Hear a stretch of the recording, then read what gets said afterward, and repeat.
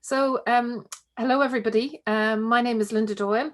I'm Professor of Engineering and the Arts here in Trinity College, and I'm delighted to be here to welcome everybody to our event in the tent of bad science this evening. So before we start, I'd just like to say to encourage everybody to use the Q&A feature and to feel free to ask questions, because I know there's going to be a fantastic chat here today and a fantastic discussion. Just to let everyone know that our event called Why Trust Science is part of the Marie Curie Actions and funded through the European Researchers' Night. And like many things that I'm sure people are tired of discussing at this stage, European Researcher Night would have initially taken place back in September, and we would have initially been in the flesh, meeting each other and doing all sorts of exciting things. And like everything else, it had to move online. And I have to say it has done so brilliantly, not least because of Jenny Daly, Michael Foley and Sarah Bowman, who are very much behind lots of the events that we're having. So I'd like to begin by introducing the fantastic panel that we have. It's a very, very interesting mix of people. So can I start by introducing Professor Naomi Oreskes? And most people here will know that she's a world-renowned geologist, historian, and public speaker. And she's joining us from Harvard University. She's a leading voice on the role of science in society. Her works includes Merchants of Doubt, The Collapse of Western Civilization, Discerning Experts, and we've taken the title of her book, Why Trust Science, for this event. So Naomi, we're delighted to have you here, and we're delighted to use the title of that book. We also have joining us Dr. Jacob Erickson from here in Trinity. He's a theologian and ethicist, and his research focuses on the intersections of religion and ecology, climate crisis, ecological injustice, and ethical perspectives on being human in the wake of global warming. And I've heard Jacob speak many times, and I never come away being disappointed. He always brings such a different perspective on things. It's fantastic that you're here with us, Jacob. And the final person on the panel is Susan Murphy. She's a lecturer in the department in development practice here in the School of Natural Sciences. Her research interests are in international political theory, global justice, human rights, and climate change. And she focuses hugely on social inclusion. And again, every time I hear Susan, it always makes me rethink, I suppose, my own perception and my own biases on things, and gives me a very different perspective. So I think we're in for a very, very interesting discussion. So the way it's going to go, I'm going to start by asking a few questions, and then the panel can discuss things among themselves, and we will come to audience and questions and answers. And I would encourage people again to feel free to use the Q&A. You can see it at the end of your screen, because I'm sure there'll be much to ask. When we were getting together, in preparing for this, one of the things I noticed that I'm actually not needed here at all, that you have three amazing people who could, I think, happily discuss very fantastic issues with just me saying, go, off you go. But I am going to start with just a small few questions. And I'm going to start with Naomi. And Naomi, maybe we could actually talk about the title of your book and ask why trust science. And maybe you'd unpack that for us, please. Thank you. Of course, thank you. Well, first of all, I just want to say it's really a pleasure to be here with all of you today. And it's a little known fact about me that I did my honors thesis in Ireland, in County Kildare, looking at some rocks there. And I love Ireland, and I wish I could be with all of you today in person, but being here on Zoom is the next best thing. So the short answer to the question, why trust science, is because it works. Science has been around for a long time. Science as we know it has existed for at least 400 years, arguably longer. It has an extremely long, well-documented and well-studied track record of success in explaining the natural world and enabling us to use that knowledge to do things in the world, like cure disease or better understand geological history or send rockets into space and improve weather forecasting. So we have this very long track history of science functioning and functioning well. And if you think about it, you realize that science is actually one of our oldest continuing existing human institutions. So if you think about, say, the Royal Society or the L'Académie Française, these are institutions that have been around for 400, 500 years, much longer than most governments, much longer than any media organization you can think of. And indeed, some of our oldest journals are scientific journals like the Proceedings of the Royal Society or Nature. So it has this very, very long track record, and we can look at that track record and say, yes, by and large, science has proved trustworthy. A second reason, which I emphasize strongly in my book, and thank you, it's a big compliment to me that you've named this session after my book. So it's because, and it's something that people often don't think about, and that when I say sometimes surprises people, but it's because science is a job. Scientists are people whose job it is to understand the natural world. And so if we ask ourselves, well, why should we try scientists when they tell us, that if we wear masks, that will help stop the spread of COVID-19? Well, one way to answer that question is to bring it down to earth. So science is often exalted, sometimes even deified. People often talk about science in these very lofty terms, but I like to talk about science as a job. So if you had a toothache, you would go to the dentist. And you would trust your dentist to fix your tooth because that's what he or she is trained to do and has experience in doing. And you wouldn't call an electrician to fix your tooth. But conversely, if you had an electrical problem, you wouldn't call your dentist.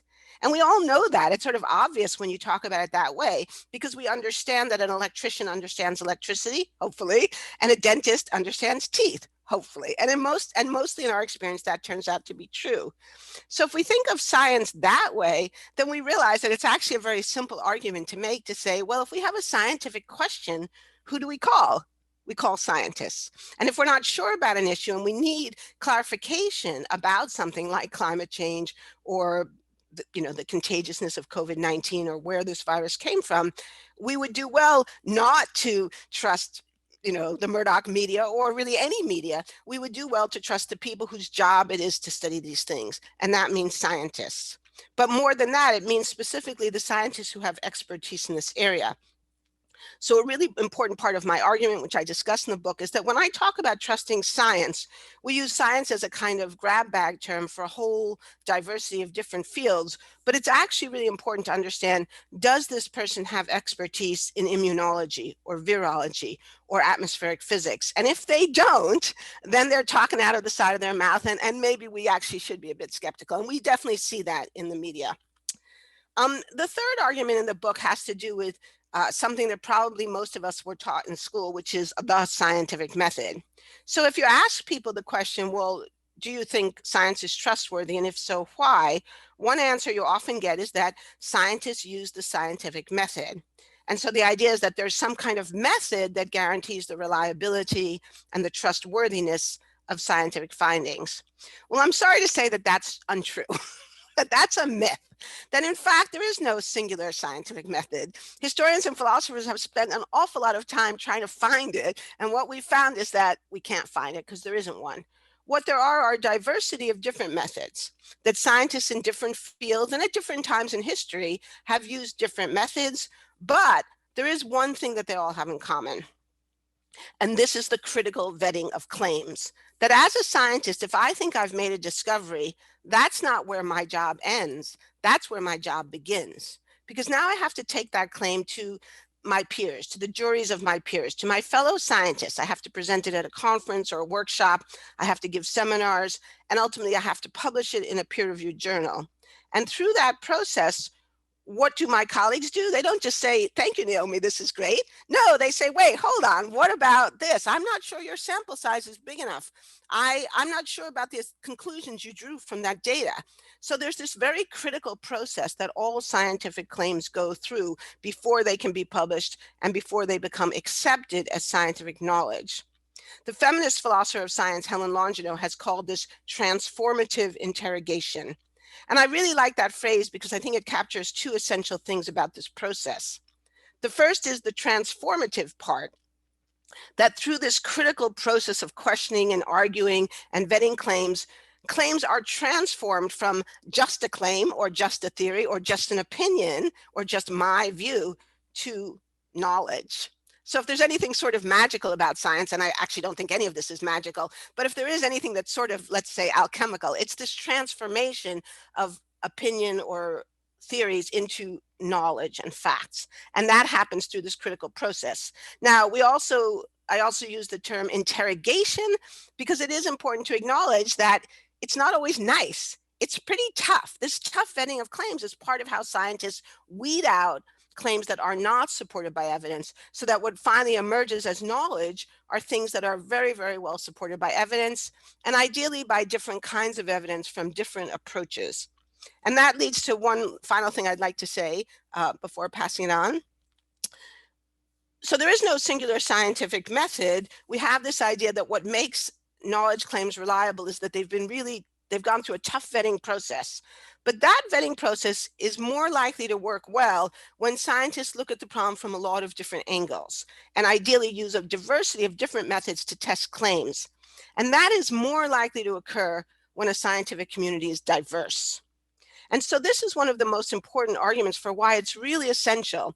It really behooves us to strive to have and sustain diversity in science, because if we have a diverse community looking at a problem from a variety of different angles, it's much more likely that the findings that finally result will not be biased by the views of just, you know, a sort of in-group of people or something, but will actually have been really thoroughly tested, and any individual bias has been identified and hopefully accounted for. And so part of the argument I make in the book is that for science to work well, it does need to be diverse. And if we're not sure about a scientific claim, if a scientific claim feels suspect to us, one question we can ask is, well, have scientists been studying this for a while? Have they looked at it from a variety of different angles? And is the community involved a diverse one? If the answer to any one of those is no, then we might want to scrutinize the claim a little bit more thoroughly. But if the answer to those questions is yes, then in most cases, I think we can count on the knowledge as likely to be trustworthy. Thank you, Naomi. You brought up so many interesting points there. I'm sure there'll be tons of questions. I love the phrase transformative interrogation. I think it's a great phrase that I suppose it's much more positive than what I often consider the academic life is a life of rejection of ideas. So transformative interrogation is a great term. But speaking of language, the language of trust is very compelling, Jake. And as an ethicist and theologian, what's your take on the subject? Yeah, well, first, thanks for having me. And I have to say, it's somewhat intimidating going after Professor Oreskes because, of course, Merchants of Doubt was such an important book for me, thinking about climate ethics and thinking about power and a number of issues. And this book, this Why Trust Science book is really extraordinary for the ways that it serves as a kind of sequel to that. And I'm really grateful for it. But I find the language of trust really compelling because I think one of the things that we've, I don't know if we're more aware of it now or the circumstances of the politics of the last few years have made us more self-aware of the ways that our values and our human experiences seep into the scientific enterprise and seep into the ways that we engage all of the contemporary crises and scientific inquiries of our time. And so it's precisely that humanizing point that Naomi mentioned at the beginning that's what's really interesting to me. Science as a job, and I think of ethics as a job too. I'm an ethicist who is interrogating claims about morals and values.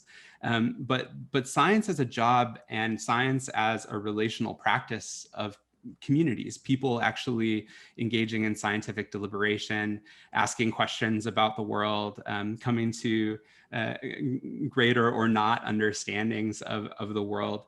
And I think my job as an ethicist is really to step back and ask, okay, why are we asking these particular scientific questions? What values are going into those scientific discussions? And are folks involved in those scientific discussions aware of those values? We could call it bias. A lot of scientists call that checking one's bias.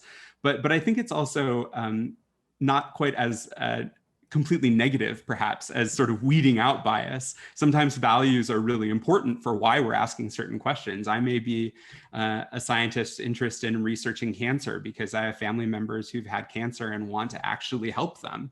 I may be interested in doing scientific deliberation or ethical reflection on climate precisely because I'm concerned about the future of the planet. And so these values become places and touchstones of commonality for us, where we can engage one another, where we can find motivation and where we can ask whether the questions that are being asked by scientists in their expertise are in fact good to be trustworthy of. As a religious ethicist as well, I work with a lot of communities that deal complexly with we're dealing questions of climate denial and all of these issues. And so my role becomes really asking, okay, if science is a human practice that has these time and tested ways that answer questions for us, how might we engage in ethical and values conversations that help us become more aware of what our own values are, what those values do and how they're transformed in the world, and also how they might in fact motivate change or not. Do we just get back to normal out of COVID? Or do we want to tell a different kind of story? So I think the trust language becomes important for me in all of those complicated realms. But really, at the end of the day, it's about thinking about the ways that self-reflection happens in science, what values we have, and how to interrogate really the power dynamics of those conversations. Who's sitting at the table when scientific discoveries being made, the diversity point that Naomi made. Are the problems that folks actually have, are the people who are being affected by climate change the most actually at the table with us, and helping to make reflection on decisions that we need to make politically. So trust becomes a relational thing for me, and not a deified moment. And then just finally, I think, because of religion and science conversations often revolve around notions of what is true or factual or not. And oftentimes we tend to think of the language of true as located in this nonfiction category. What is true is factually in this nonfiction category, and science in its deified way is true, and everything else is just fiction, which means that's not really real. But of course, as a humanities scholar and as a person who studies religious stories and poetry and novels and fiction, human beings make and find truth in all kinds of ways, and in ways that help them hold contradiction, in ways that help them tell better stories, whether they be scientific ones or religious ones about their lives, and where those stories connect or don't. So I think the language of trust places it really back in the human element, and I'm really grateful for that. Thanks, Jake. That's very, very interesting. And you went back to a point that Naomi made, and I thought the question you were asking of one of those three questions about, who's included in that discussion, is the community involved a diverse one? And if the answer to that is no, we need to think again. So that leads me very nicely to you, Susan, and your research is very, very much focused on about who's included and who's not included. So when we think about trust in science, what are we getting wrong then? Thanks so much, Linda, and thank you to you and to the organisers for inviting me to participate in this event today. I'm very honoured to be here with this fantastic panel and this team of people. I've been teaching climate justice and thinking about climate justice related issues for the past decade here in Trinity College. And so the conversations, the inputs that Naomi has shared, the focus that Jake has brought to climate justice related matters and climate ethics, and indeed thinking relationally, I think it very much speaks to my own work. So interestingly, we've lots of agreement here, I think, across the three panelists. So I'm sure we'll find points to debate, but there is quite a degree of consistency, I think, in terms of the perspectives. But I suppose I wanted to kind of share my thoughts around this question, really focusing on three different dimensions. The first one is linked to the idea of and the concept of trust and trustworthiness itself. Secondly, just to briefly focus a little bit on some of the efforts of the scientific community in particular to bridge that gap in trust by focusing very heavily on science and science communication in particular as means of improving trust and what works within that, and indeed, where there are still some gaps and limitations with this approach. And then thirdly, I just wanted to think a little bit or introduce some ideas around what I might call the translational problem. So that's the tricky step between moving from trustworthy evidence and a scientific consensus towards solutions and trustworthy policies because I think that this is where some of the most pressing challenges are that we need to consider, and particularly in relation to climate change and the climate debates. So I suppose to come to that first point, in that idea of trust and trustworthiness, very much to reiterate the point that Jake has so eloquently made. I mean, trust is not a fixed entity. It is essentially relational. It's not something that any one or any single individual or institution commands indefinitely. And it's very, very distinct from belief and faith. It has to be earned and it has to be maintained. And it emerges and is strengthened or weakened through processes of engagement and interaction, checking and challenging. And these are welcome elements by scientists, but they can sometimes lead to degrees of confusion or create opportunities for intentionally building senses of mistrust. Honora O'Neill has argued that the degree to which an individual or an institution is trusted is very much linked to their integrity, to their honesty, to their competence, and also to the fact that they are reliably honest and reliably competent. So that idea of continued engagement and maintenance. But we do know, and there have been instances and examples, and Naomi has covered them very well in her work, where individuals and indeed some institutions can become captured either through cognitive bias and indeed through special interests. And this, of course, creates a space for politics and for disruption and for intentional confusion and so on. So trust in scientific findings can be established, it may be established, there can be very specific understandings rooted in some, the best available scientific evidence and consensus. But then there is that ongoing process of maintaining trust as evidence, and the evidence basis becomes refracted through the policy-making process and political ideologies and varying worldviews. So if we look at the area of climate change in particular, indications suggest that there is, a growing degree of trust in the scientific consensus around climate change, particularly in high income and high emitting states. So I'm going to point to the 2019 Eurobarometer, for example, as a really interesting place where we find a very high degree of concern among citizens across Europe, across all of the states, identifying climate change and the need for climate action to be a top priority that should be addressed through public institutions and political parties. And for populations living in lower income and lower emitting parts of the world, changing climates are part of the everyday lived realities of populations. They are witnessing, they are living with those increasing droughts and floods, the more frequent storms and weather events and so on. So it's not some abstract future that people focusing and living in small island developing states are experiencing. It is their everyday experience.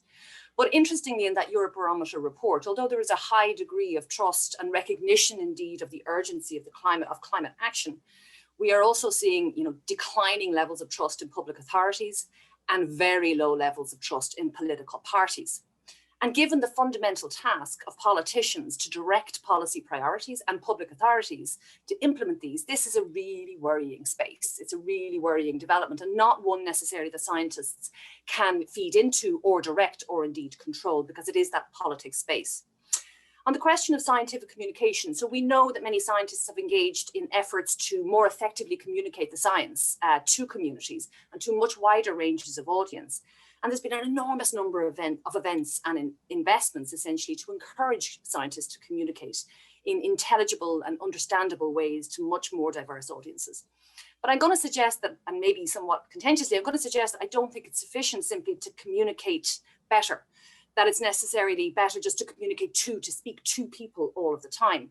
I think it's equally important to ensure that we're listening to audiences and gathering understandings and insights into their values, their fears, and their concerns, their suggestions, their ideas, and so on. So the importance, again, of diversity and voice through the scientific interrogation process of wider publics, I think is a really critical component.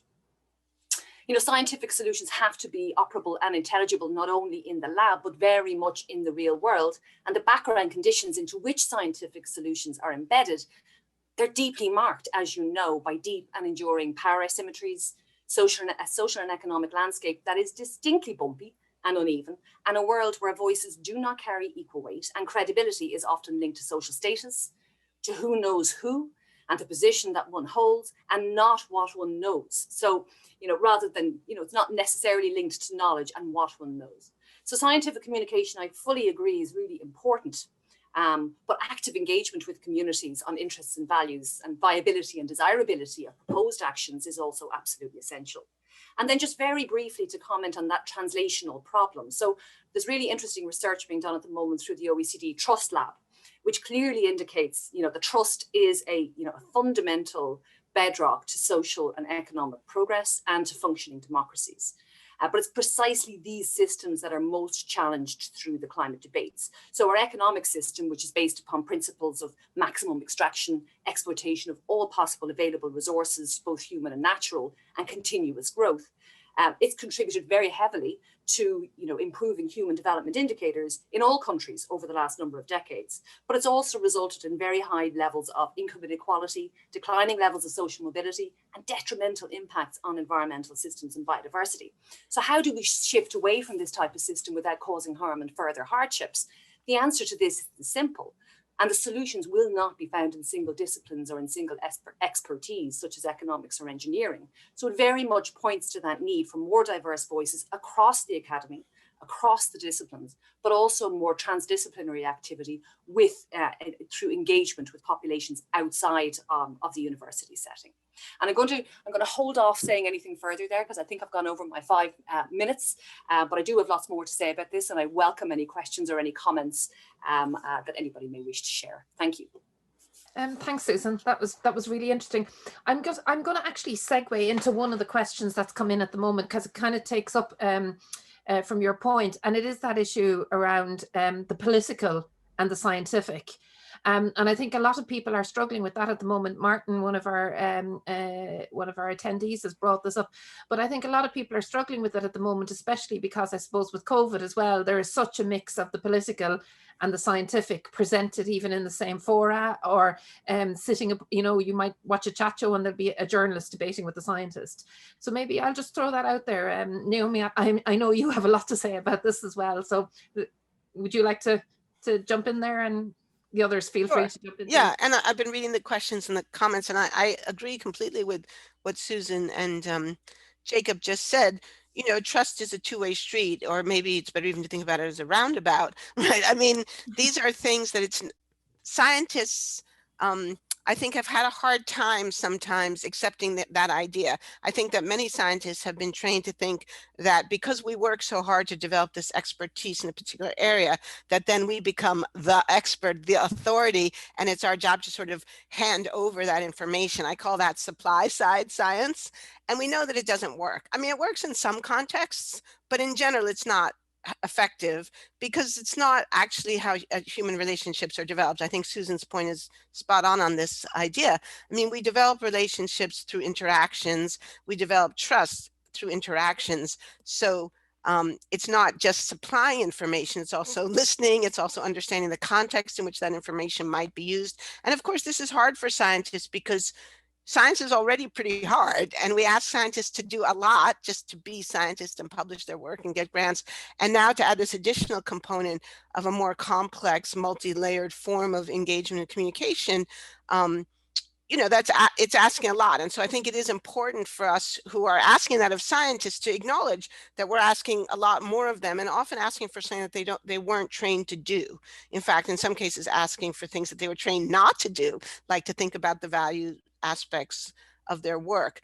But I agree it's really essential. And the way I frame that when I speak to scientists is to say, well, look, we're all under pressure to publish so many papers all the time, but wouldn't it be better to publish 1 or 2 papers that really have the effect you want because you've done the extra work to communicate it in a more efficacious way, and to listen to the communities who might actually use the work than to publish 10 papers that no one ever reads. And I think, when you put it that way, it depends on the context, right? But at least in some contexts, there are definitely scientists who really would like their work, to have traction. And if a better way of thinking about engagement with diverse communities enables them to do that, I think there is a possibility there for some meaningful change.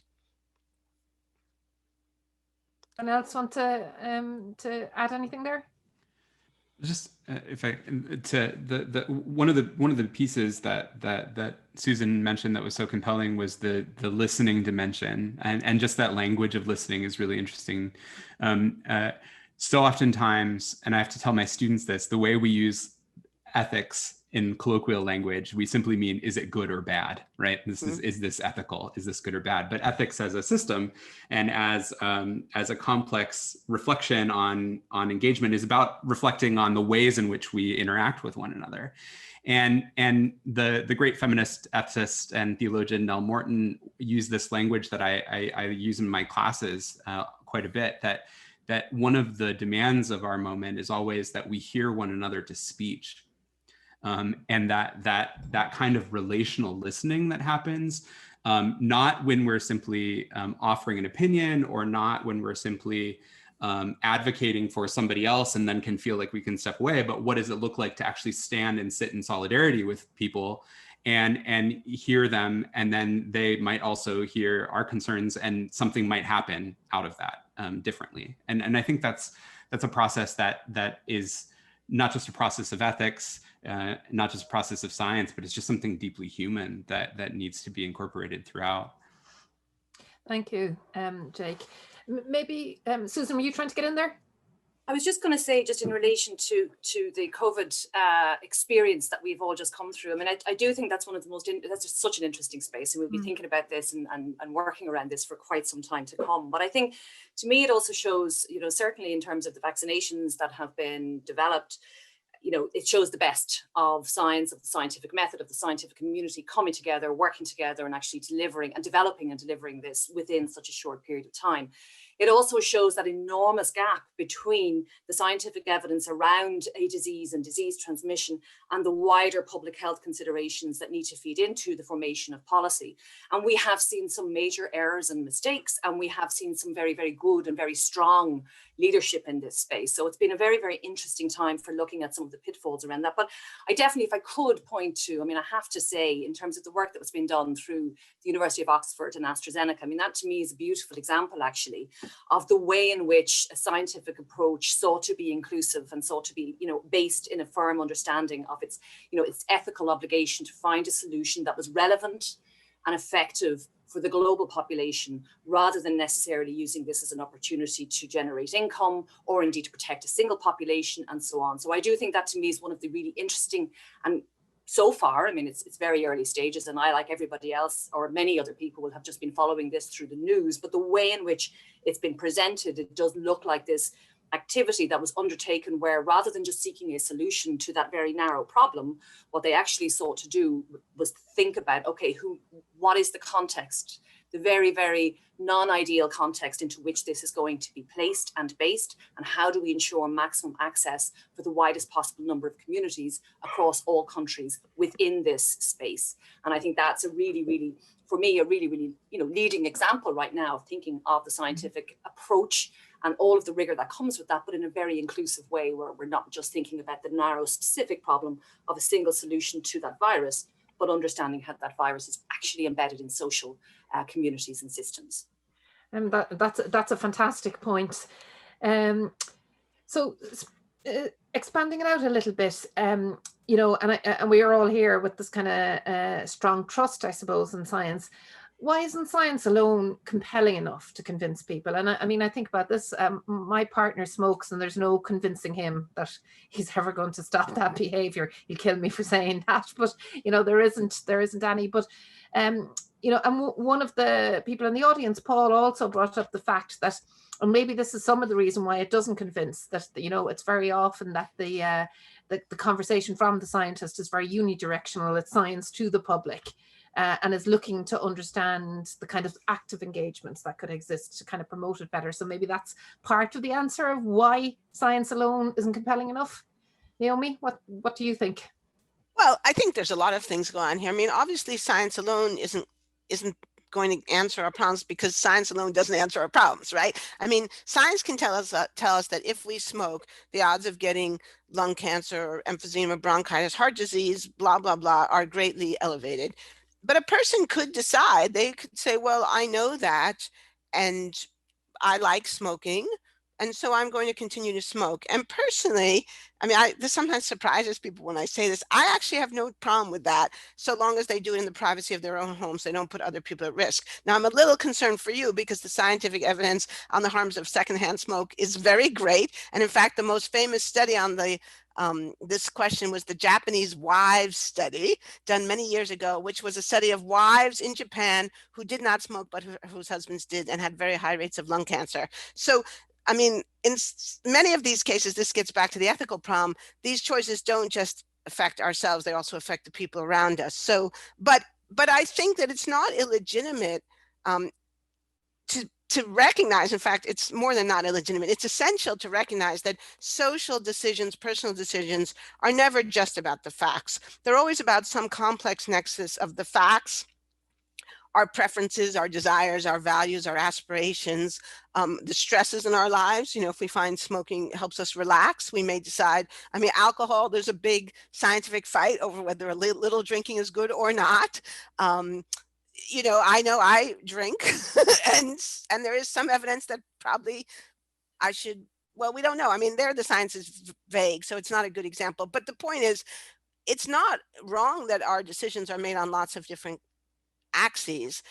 What is wrong is when we don't have access to good scientific information because people are deliberately trying to confuse us. And that's what my book, Merchants of Doubt, was all about. It wasn't to say that everyone in the world necessarily had to stop smoking. It wasn't for me to say to your partner or anyone else, you know, you must not smoke. That's not the purpose of the work I do. The purpose of the work I do is to say people have a right to good information. Citizens have a right to good information. And if they don't have that information because people, for ideological, economic, or other reasons, are fomenting deliberate disinformation, then that's profoundly unethical because it denies people the right to make informed choices. And so that's why I get angry and hot under the collar at the Merchants of Doubt, because they're denying all of us the right to make good choices. Now, if we have good information and then we choose to make bad choices, well, because they're not bad for us or because we interpret them as being good choices for us, that's a very different matter. And there I have a lot of respect for people's right to make choices that might appear bad to me,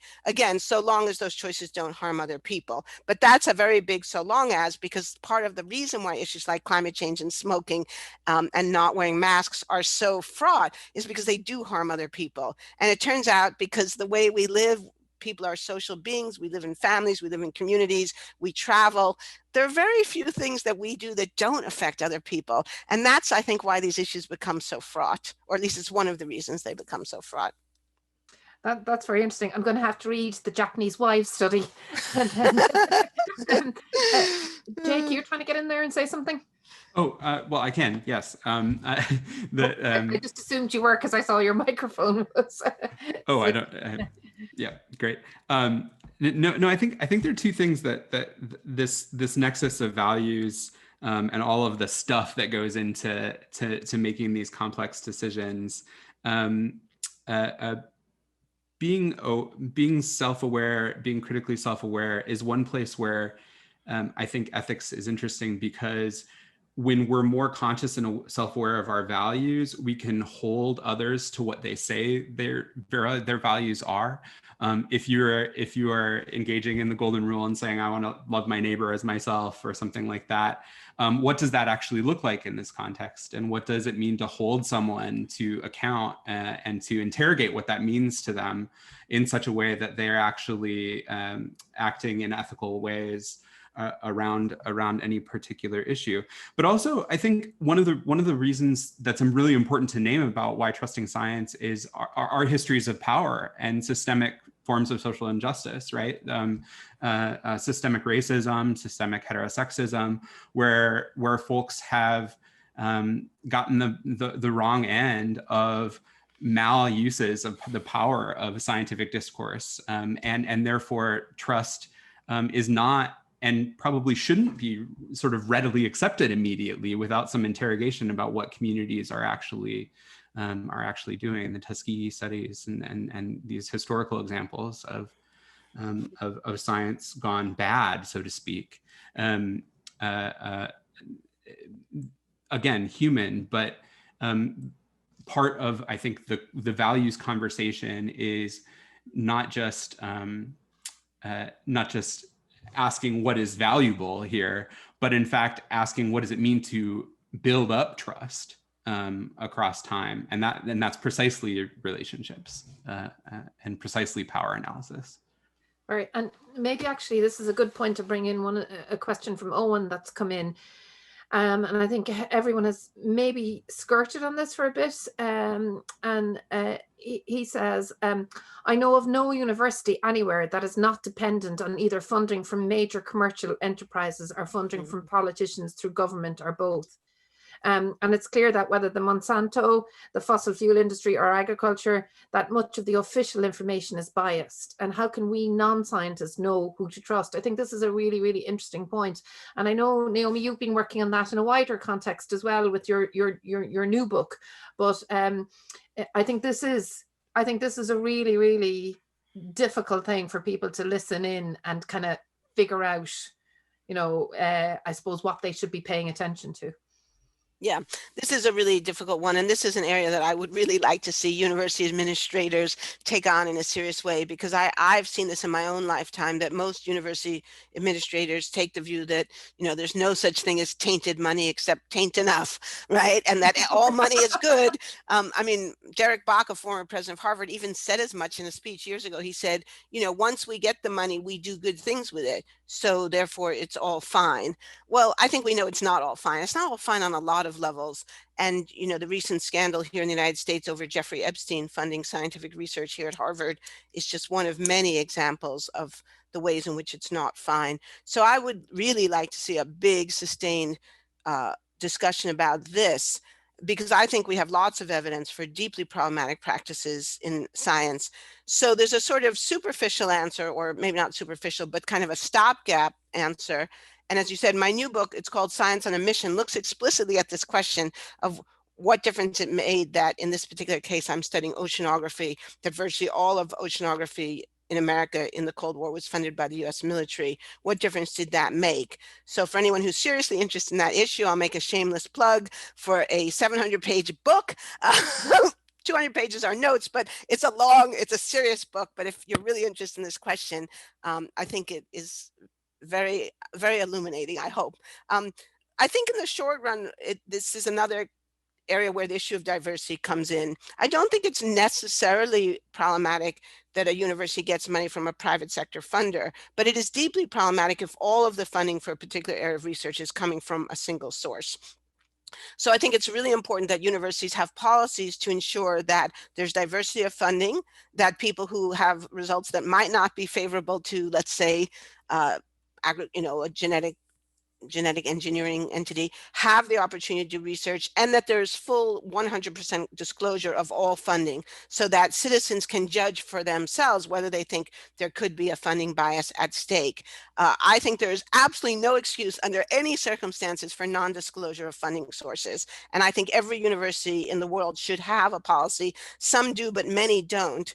And the same with journals. Increasingly, scientific journals are requiring all authors to identify their funding sources, but not all. So that's a simple thing that could be put in place pretty quickly.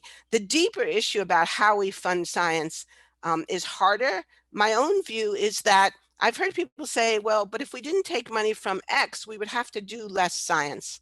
And my answer to that is, well, that might be the case, but maybe it's better off to do a little less science, or even maybe quite a bit less, but have science that we know is trustworthy and that does earn the respect and trust of our fellow citizens, rather than sort of maximizing science, but in the process actually losing the crucial trust of the communities that we serve.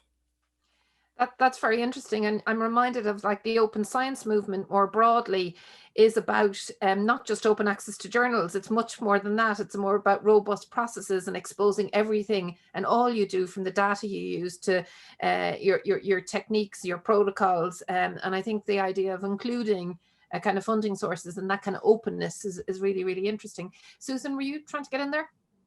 I mean, it was very much to agree with the comments that have been made thus far, but it's also to, I suppose, to call out maybe a little bit more explicitly, what are some of the underlying challenges we're facing? And it's underfunding of the university sector and the research sector. It is states essentially not fulfilling their obligations to ensure that this sector is properly funded. And we know that this has been a battle that we've had in the Irish context, in the European context, and is absolutely evident in the US context. And the response to that is the financialization of the sector in the way that we have seen, and then the risk that that generates to undermining trust and confidence in the work that is produced through that process. And absolutely, there's an awful lot that can be done through the peer review process, through the the leading journals in this space. But I do think that the fundamental problem is to do with the lack of value that is attributed, and essentially that worldview that everything has to be delivered in partnership with private organizations. And I think, again, the Oxford AstraZeneca example is really interesting, but they entered into that relationship on the basis that it would not be for profit. It was a very, very different structure, a very different arrangement. The vast majority of times the research is actually used, and is used very, very effectively to fund and progress private interests. And we have to recognize that. So I think, as public universities, and Trinity is a public university, we do have an obligation to ensure that our research has wider social impact and is in the public benefit.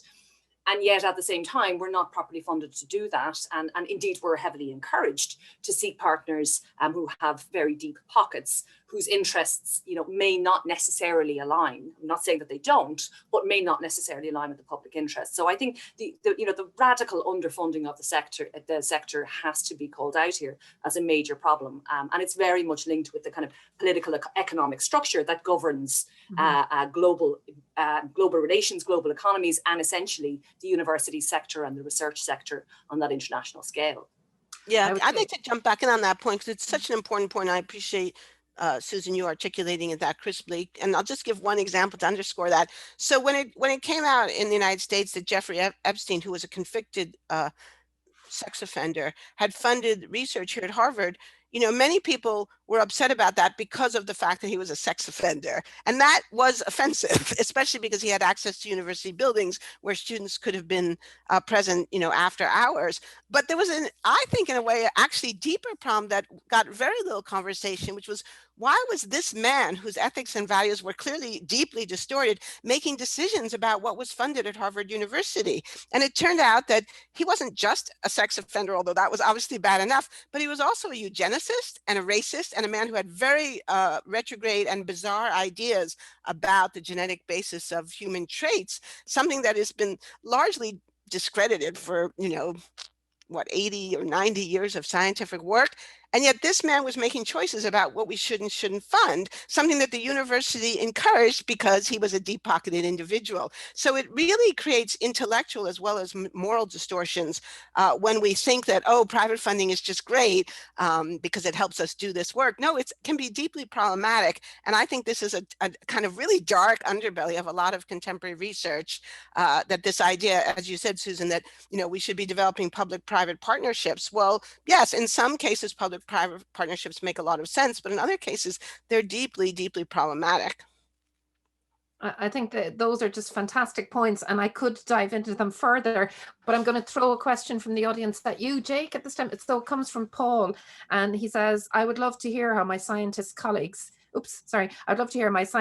can overcome their narrow perspectives on trust language to contribute positively to the civic discourse, rather than pull away from it under the auspices of segregating the scientific enterprise from all other aspects of human enterprise. I think that's an interesting point.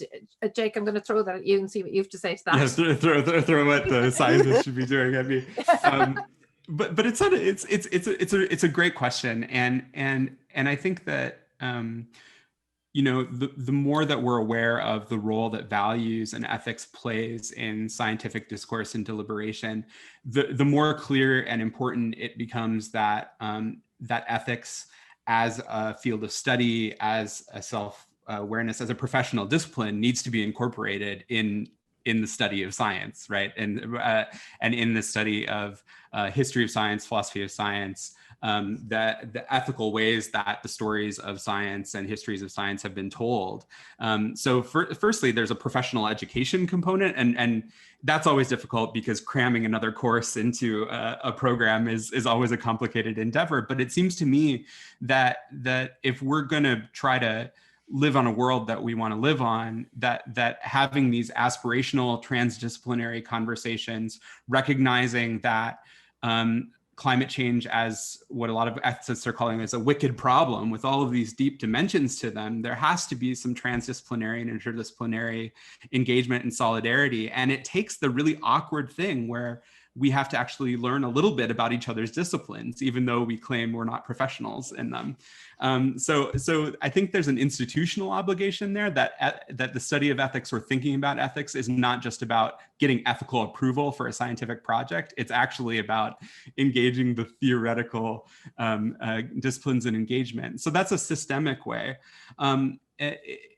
It also needs to be engaged in that way in society. And so I think that's one way that research universities and institutions can help and make in these partnerships that are being made, facilitating forms of ethical deliberation and processes. Why are we making this partnership? What are the qualities that we want to involve here? Is this simply just an economic instrumentalization of knowledge to make more money? Or are we actually solving real problems and making human communities more sustainable, more livable, engaging in climate mitigation, resilience, all these things that we need to do so urgently.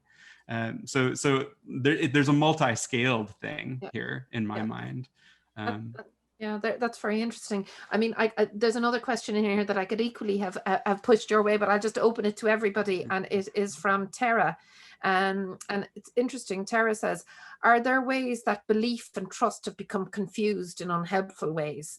And they're asking the question, you know, they're saying that it leads to confusing questions like, do you believe in climate change? And I know you guys have various things you like talking about on this topic. So who wants to jump in there?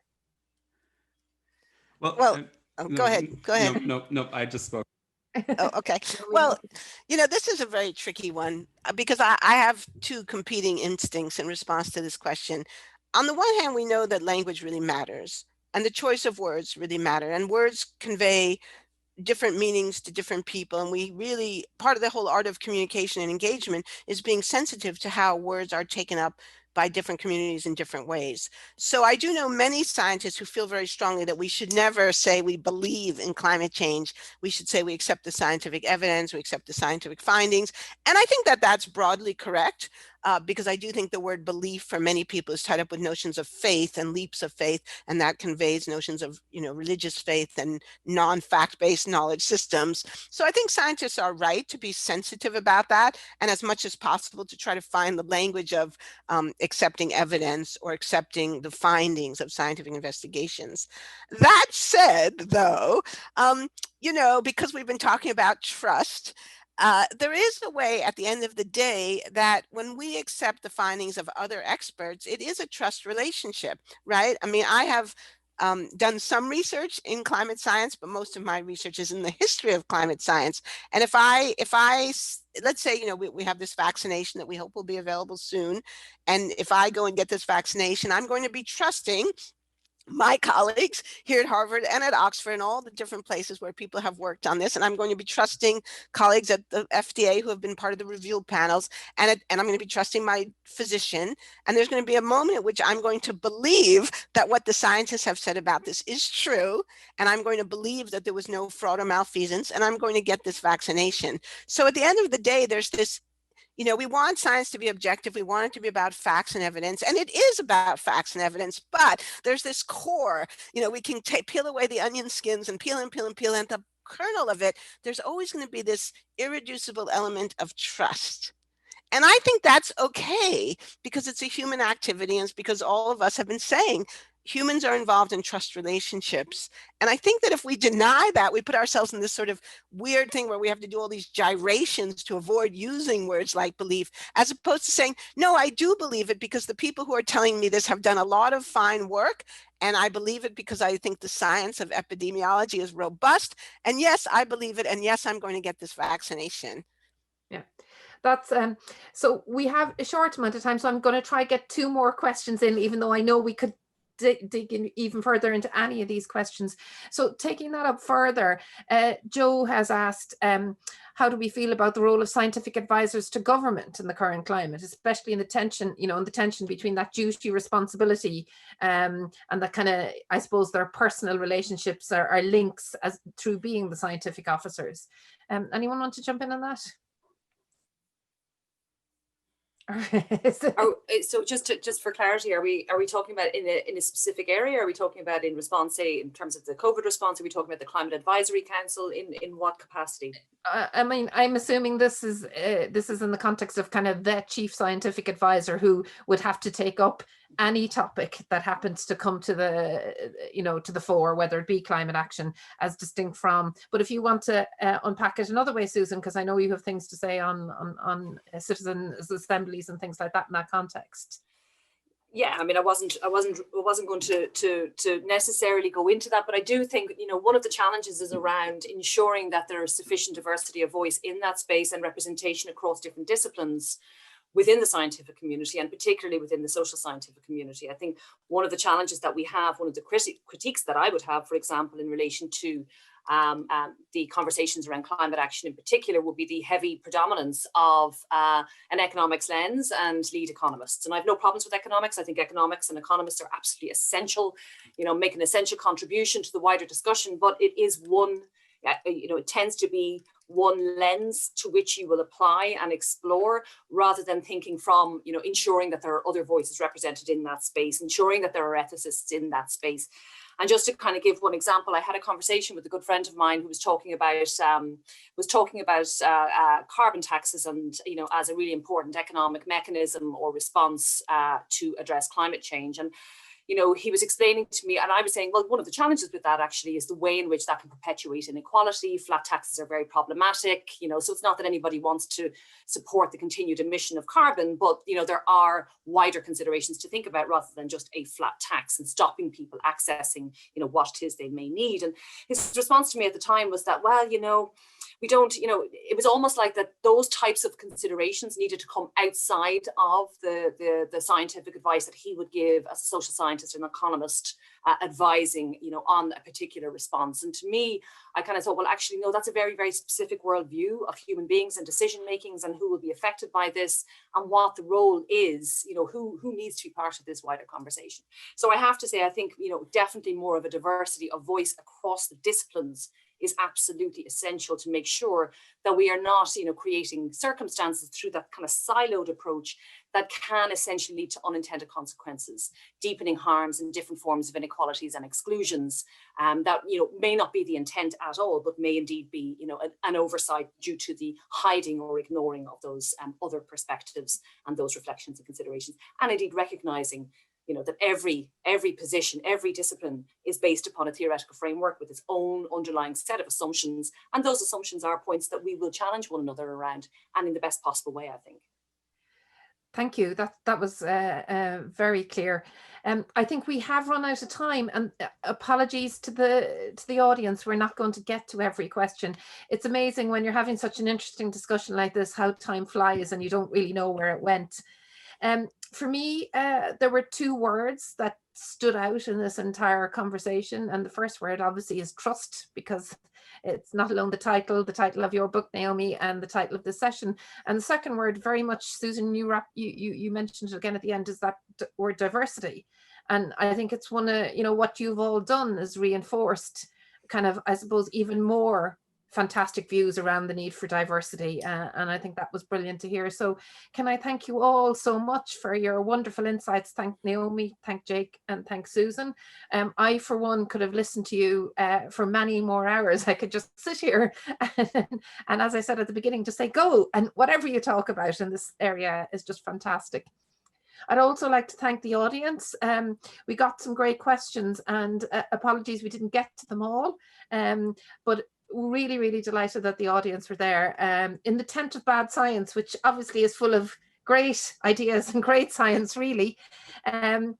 There are more topics coming up on the 10th of Bad Science. There's the science of storytelling on Thursday at 4 p.m. And there's power, protest and pandemic on Thursday the 26th at 7 p.m. So two very, very exciting topics that remain this week.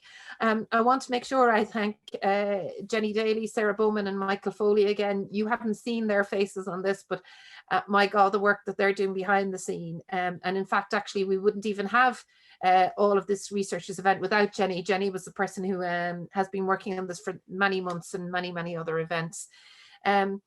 So there will be a link to these events in the chat. And I just want to say fantastic event. And thank you so much again to everyone, and hope everyone enjoys their evening. And goodbye. Thank you. Bye.